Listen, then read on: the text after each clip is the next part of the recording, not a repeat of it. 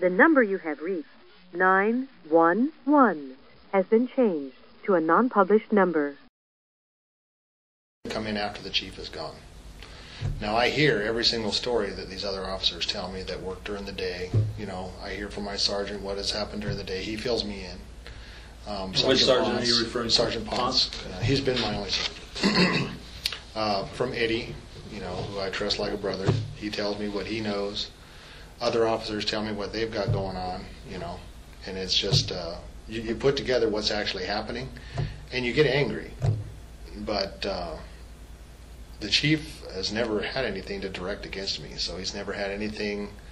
I mean, like Yeomans and Alex and some of these guys, I mean, he can just pull up something and say, you know what, this is the only place you're ever going to work, so you're going to do what I say. You know, he doesn't have that on me. You know, in the whole time I've worked here, I've never had a single write-up in my file ever. So your first issue with the chief was after the DPS investigation, right, and when you talked to Sergeant Pinto. Right. And then I confronted him on it right then, so to let him know, you're not going to hold this over my head as a threat to me.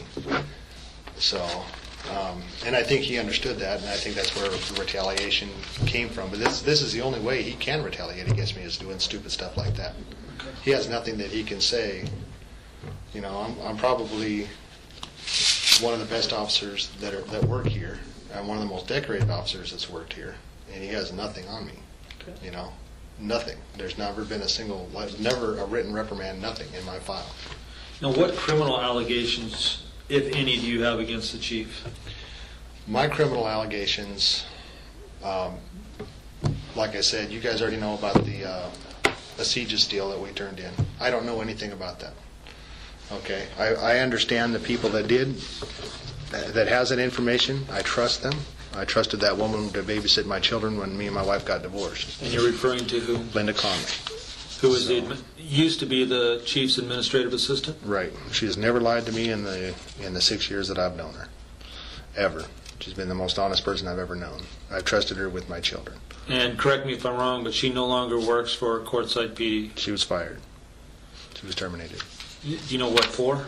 Yeah, for lying, they said, during an investigation. Is what they actually put on her deal.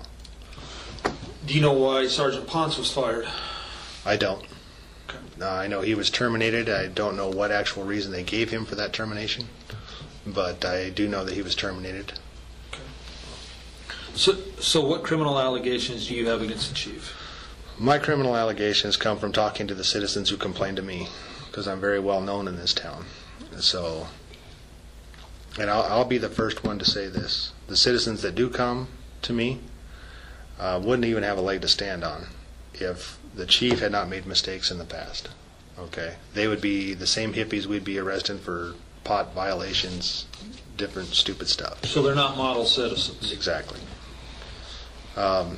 However, because they have a moral stepping stone basically granted to them by the chief of police during a mistake he made several years ago. And which mistake was that?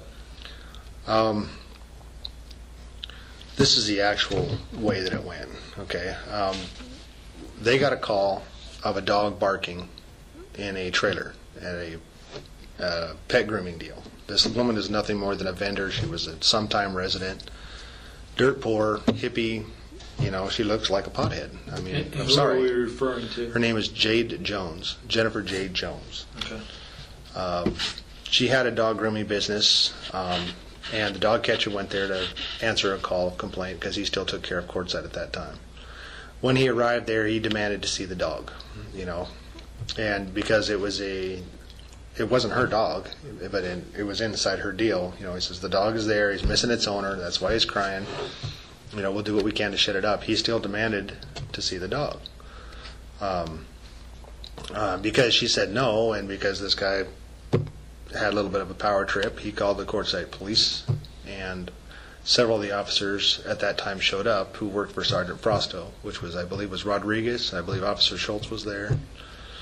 I'm not totally positive. This is just what I've heard, but I know that Officer Rodriguez himself was there.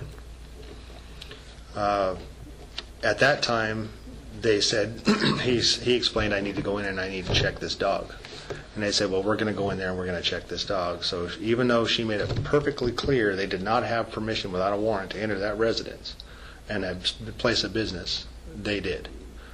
And it was alleged to me later that they did things like flip over magazines because they knew they were looking for weed and shit like that. That's why, you know, they suspected they would be there, and I'm surprised they didn't find any, to tell you the truth. But that wasn't what the reason they said they were going in there, and they still entered that place without a warrant. So a welfare check on a dog? Yeah. On a barking? On a barking dog. They entered a residence without a warrant. So at that time, it was she was nasty about it. You know, she made a big stink about it and everything like that. And the chief was gone at the time to FBI. He was going to FBI training thing. So when he got back, I was called in front of the chief by my sergeant, and my sergeant asked me directly, JC, do we ever enter a residence without a warrant for the welfare of a dog? I said, absolutely not. If that concerned about a dog, you got to go get a warrant. And that was the first I'd ever heard about it. I actually picked up the pieces of this later on. And the chief shook his head and he said, see, I told you, you can't do it. You know, he's explaining to the chief of police that there was no reason for those officers to enter. And apparently Sergeant Frosto gave him the okay to enter. So I think that's what the problem was. The woman made such a stink that the chief said he would look into it. And when he finally did at a town meeting, I believe, or some kind of public deal, he told the town council that he'd investigated the matter and that it was completely unfounded that there was any wrong done by the officers. Okay, and we knew from the beginning that there was something wrong, because otherwise why would he have bothered to question us? So that stirred the pot even more for Jennifer Jones. Right. She knew that a warrantless search had been done, and all she was asking for then was an apology from the chief of police and from those officers. Okay, but now all of a sudden you just gave her a soapbox. And trust me, that thing has been brewing for 3 years. So ever since that time. Okay. None of the officers were disciplined. And I don't know where they became the justification, but it actually got to the point where the La Paz County says our dog catcher doesn't even work for Quartzsite anymore. Our dog catcher is not even allowed there. So whatever the case may be, the officers on duty at the time, the sergeant on duty at the time, should have known better than to ever enter that residence. If they were that worried about that dog, they should have went down and got a warrant and say, hey, we believe the dog is suffering, we need to go in and we need to check it. We need a warrant to check the welfare. I don't even know if they'd have got it from a judge, but if you were that concerned about it, you should have done the right way. And the last time I checked, exigent circumstances don't apply to dogs. Yeah. So she was in the right, and half the town, at least half the town, knew it. So, but because she's a very vocal, loud, dirty person, nobody, the other half of the town didn't take her seriously. The town council didn't take her seriously. Everybody just, she ended up having to go get a lawyer on her own to try and fight it, come up with money to pay a lawyer. The lawyer took one look at her and looked at how she dressed and all these tie-dyed clothes and said, you know what, you pay me a dumb bunch of money, I'll represent you. Since then, the mistakes have been made where he's working for a pro bono now. So it's that kind of deal. But he started that shit himself. So in an effort to change that, and because now that she has a soapbox of people that will listen to her, she's trying to turn that into a political career here. So during that time, she was running for office during this election where the mayor was running. I believe it was at that time. And I actually have one of the council members who told me when I reported this to him, you know, well, this isn't actually the chief's fault. It's the council members who are telling him, hey, you go get them, go get them. They're talking bad about us. Go after them, go get them. You know. And I said, well, that doesn't make it right. He knows what the law is, and he knows he can't target specific people just because they're running against you in office. And she goes, well, yeah, but you just got to understand the circumstances. I said, well, the circumstances is there's wrong and there's right. Mm-hmm. So one of the instances is that after 5 o'clock at night, which is after the business hours of this town, and after the business hours of her dog grooming business, which was parked on a private lot, they sent Al Johnson over there to take photographs to try to find any kind of violation, town code violation they could charge this woman with. So he basically works code enforcement? Yes. At that time, he was only the code enforcement officer. Okay. He entered the property, taking pictures after his regular business hours, after the regular everything. And she got justifiably angry because he's trespassing and taking photographs of her property. So she handled it badly. She's yelling and screaming and telling him to get the hell off. They called 911. And they reported, hey, this guy's on our property. He's here after hours. He works for the town of Quartzsite. They never lied. They said we believe the guy to be trespassing. The chief eventually arrived on the scene, and when he did, they ended up charging her with disorderly conduct. They charged her with illegally using the 911 line. So, and I said, I'm sorry. If you can't charge someone for calling 911 when they're telling you exactly what's happening and they believe it to be true. If they believe the guy is trespassing at the time they called in, that's not misuse of the 911 line. I mean, how many old ladies do I have out here who call me up saying they heard a noise outside, and then as soon as I got there working the road, they said, hey, sit down and have a cup of coffee and everything like that, and you realize their husband died 6 months ago and they're lonely. Mm-hmm. They got nobody to talk to and they're scared. Now that would be technically a misuse of the 911 line. They called just because of that. She didn't. She reported everything like she believed it to be. That's not a misuse of the 911 line. And they tried to charge her with it anyway. The county attorney ended up throwing it out. And here's the deal. There was no town code violation whatsoever, ever reported, and nothing that he ever found in his pictures, nothing. They did it to target her. And he stood there on the sidewalk next to Officer Schultz, because he was an officer at the time, and another officer was there. And he says, Schultz asked him, hey, how did this all get out like this? And he goes, I went down there to purposely get her to rile up. The chief is saying this? No, Al Johnson. Oh, Al Johnson. He goes, I could have took any pictures right here from the street. I just went down there to instigate this, to get her going. So he did it on purpose, So, and technically for me, if you read the assault statute, he started a fight. He knew what was going to happen, and he intentionally did so anyway. And he went there with nothing. Yeah, what is his current position, Al Johnson? He's now the assistant town manager. He's the one in conducting investigations on us. So, for me, that was wrong. That was very wrong. You're targeting the person because they're running for office against political opponents. You had no reason to go there. You had no reason to go on the property. You never had a complaint. And if there was a complaint now, then it was made up after the fact. And he admitted to one of our officers, which I don't know what Officer Schultz will say, but I think if you gave him a polygraph, he'd pretty much have to tell you that's what he heard. If I have another officer that I trust tells me that he overheard him telling Schultz that, and Schultz admitted it to him, then Schultz is going to have to testify to that, if he's any kind of an officer at all. Who eventually... no charges were ever filed. Who eventually cited? Huh? Who eventually cited Jennifer Jones? He asked Officer Schultz to. He asked Officer Villafana to. They both said no.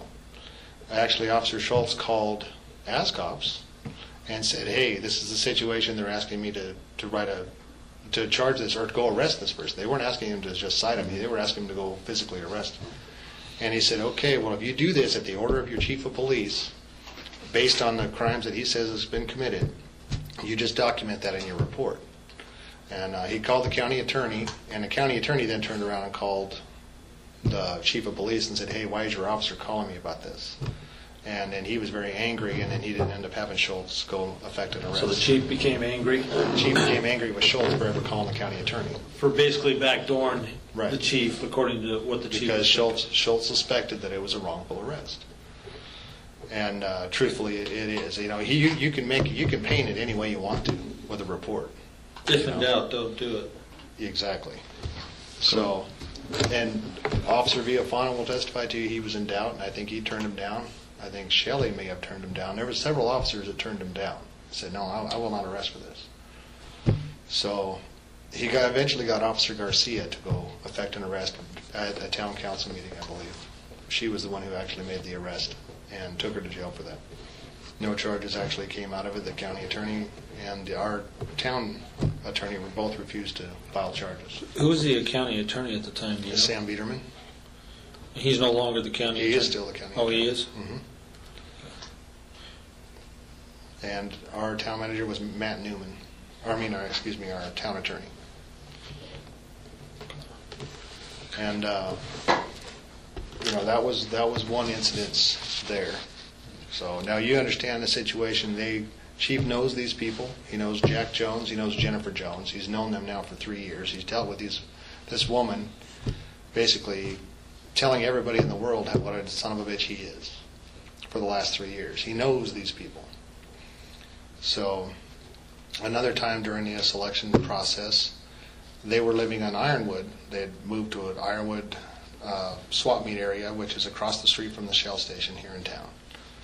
There's an empty piece of property that goes around the corner like this. During the election time, the mayor that was in the seat at the time was also running to keep his seat. His name was Wes Huntley. He was putting out signs next to the Ironwood swap meet area, his election signs. They saw what he was doing and went over there to videotape it because basically he was breaking the law.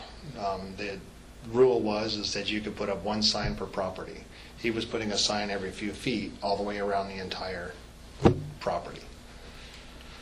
But that was in effect against the law, so they went over there to videotape it. As soon as he saw the guy out there videotaping, they yelled at him, hey, you're breaking the law. So he called Chief of Police. And Chief run down there with, I think it was Officer Rodriguez that went with him, and showed up out there. Wes said, you know what, he's not doing anything. He just yelled at me. I didn't quite hear what he said. He goes, but he's not doing anything. So we don't want you to do anything. We just want to put up our signs, So just stand by, for that. And so he has no complaint against the guy whatsoever. They've already said, he's not doing anything. He's not scaring us. He's not doing anything at all. So he goes over to confront him anyway, and he goes, you know what? What in the hell are you doing over here videotaping? You need to get the hell out of here. And Jack Jones says, I rent this property. This is my home. This is where I work.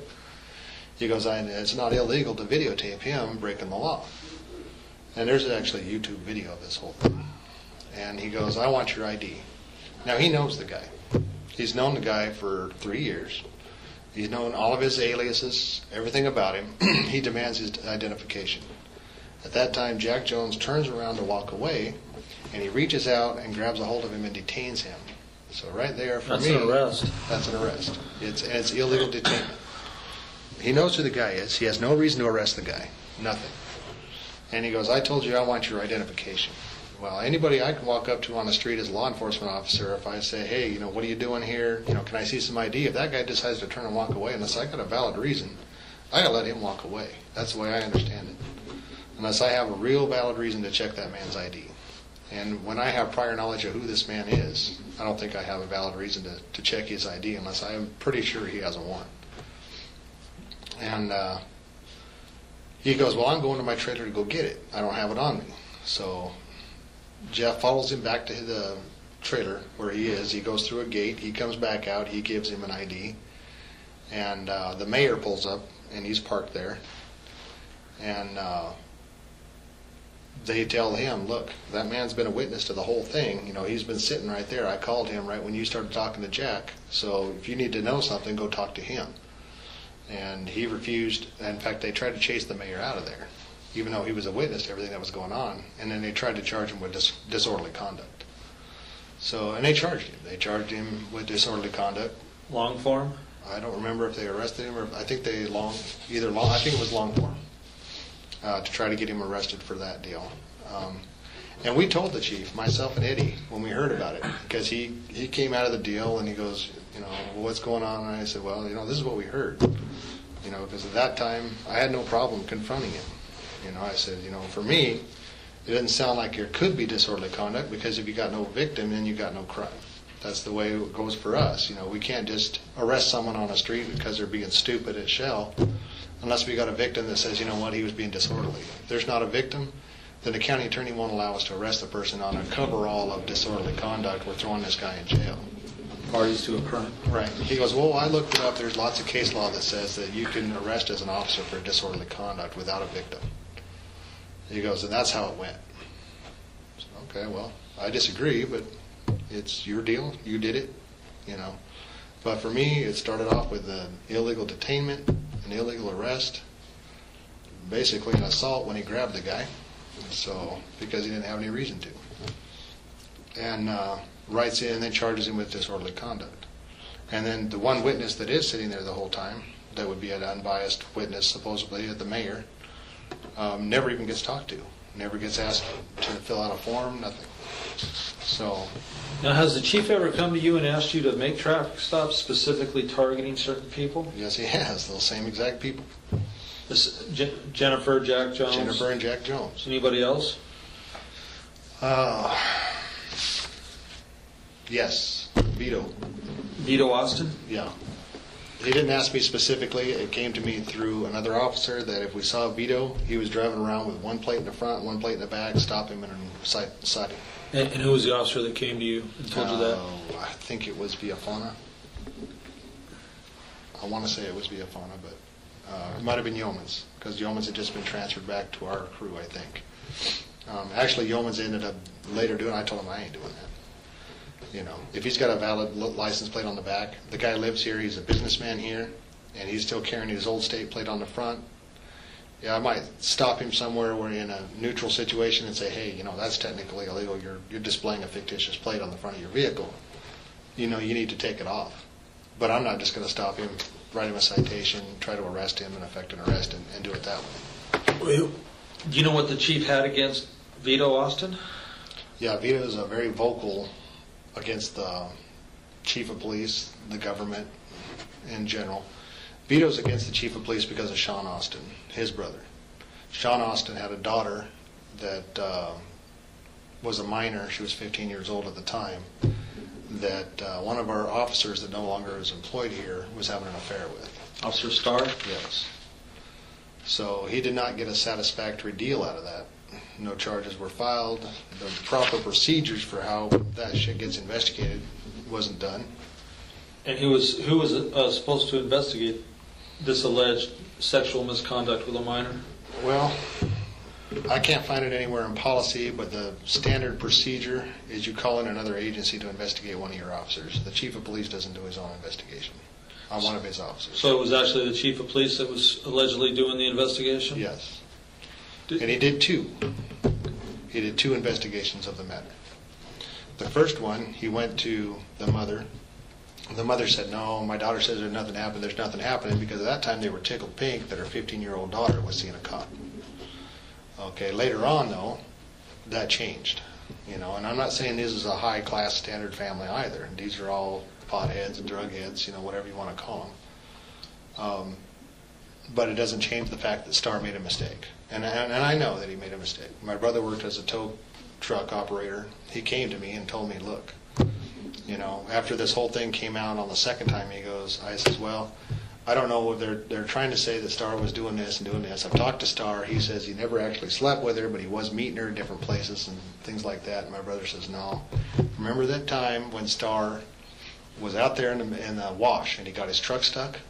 And he's right off the main street. He went up over a deal. This is after his shift, so he got up at 10 o'clock that night. So the girl's out after curfew. He goes, she was in that truck. And the chief ended up pulling up, seeing Starr there, and walked over there, and he buried her under all of his police gear while she was laying on the back seat. There's a little king cab of his truck at the time that he had, and she was laying down underneath all of his gear. He hit her there, and while he talked to the chief, and he said, well, no, I've got a tow company coming. Everest is coming to get me out of here. So the chief went ahead, and as soon as Everest showed up, he left. But when my brother, who was the tow truck driver that showed up out there, he says, and she come crawling out of all the gear and everything like that. And he said, man, that was close as shit. The chief was just right there. My brother didn't know the girl. He didn't know how old she was at the time. It didn't mean anything to him other than the fact that Starr's in the middle of the desert with some young chick, booneying around after his shift is over. What's your brother's name? Brian Kemp. He no longer works for Everest, but I have his information. He still lives in town. Okay. So, but yeah, he told me, he goes, there was a girl with him that night. So allegedly, the chief has investigated. It was reported by Officer Villafauna with documentation through Facebook crap, all kinds of stuff, that this shit was going on. He took it to Frosto. Frosto says, I'm not taking that to the chief, because at that time, Starr was the chief's golden boy. He was the first officer we ever sent to an academy and all this other stuff. He goes, you take it. So they went to the office. He presented him what he had, said, we believe there's something fishy going on here. Starr may be dating this 15-year-old girl. Chief questioned him about it. He went over and questioned the mom, and that was the extent of his investigation. Was the first one? Yeah. How about the second one? The second one, during the election time, Sean made a big stink. Hey, this officer slept with my damn daughter. He was sneaking in here at 2 o'clock at night, picking her up here and taking off into the desert with her at 2 in the morning.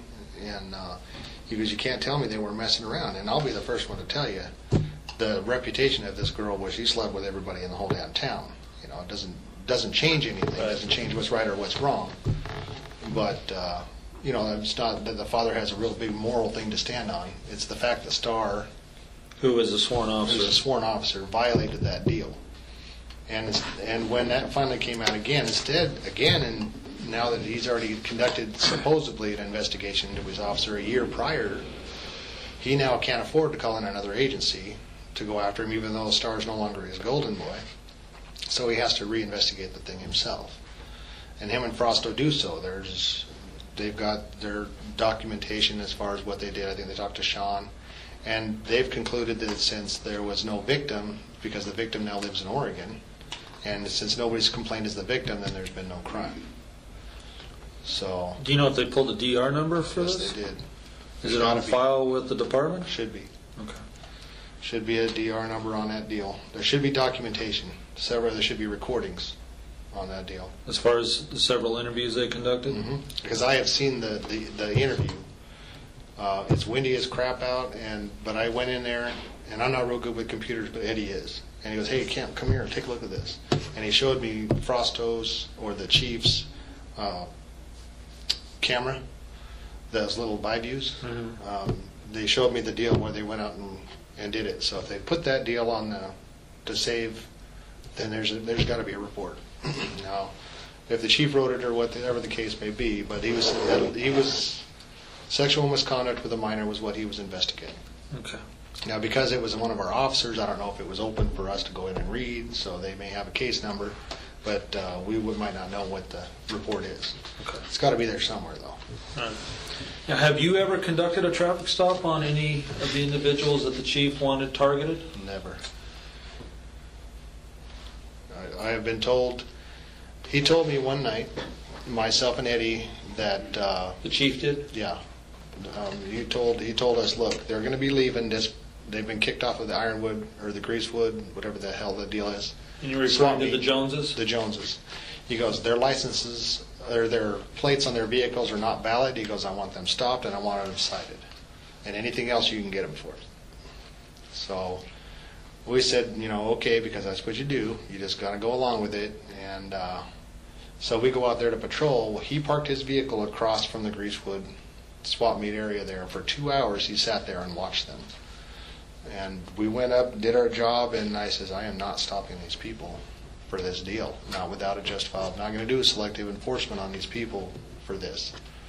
And not only that, but the fact is that the mayor had already updated their tags for them. Their plates would have been legal. If me or Eddie had made a stop, we'd have had no justification for the stop. If based on the information we'd been given, if we had stopped for only that. And there would have been no reason for a citation whatsoever. So he was targeting them. Okay. We knew that, and I said, no, I'm going to find something else to do. And I got lucky. I had seen a car coming out of the bar there, didn't make a turn. I recognized the guy, I knew he was suspended, made a stop, and I ended up getting an ag DUI. That time the chief actually came down there because this guy was huge and angry, and stood by with me while I effected an arrest, and that was it for me. I was done. So I don't know how long he actually sat there after I left to take that guy to jail and do my DUI. Don't care. But at that point, I told him, Eddie, I'm not doing it. So if he stops him himself and then asks me to write a citation based on his stop and they're tabbed to do turnout, I'm pretty much going to have to do it. But I'm not making that stop. And I think he knew that. Neither me nor Eddie would. That's why he sat across the street in his unmarked vehicle and watched him and waited. Did Chief Gilbert ever tell you why he knew that the... He didn't tell me how he came by that information at all. So, Now, obviously, this being a small town of approximately 3,500, give or take, you get to know the people pretty well. yes, they do. Especially the people that don't update their tags, have suspended license or warrants, the Yes. DUI. You know who's going to be at the bar, Yeah, and you recognize what vehicles they're driving. yeah. If I've had any contact with them before, I have an idea of who's got Right. what. And you don't consider that selective enforcement at that point. You've No. had prior contact with them. You know their license may be suspended or they may not have a valid license. No, because I have not, in the time that I've worked the road, okay, if I'd had any contact with her whatsoever, as far as finding out whether her license was suspended or her plates, I had no reason to run the plates. They're on trailers that were parked on a piece of property, so I've never had any reason to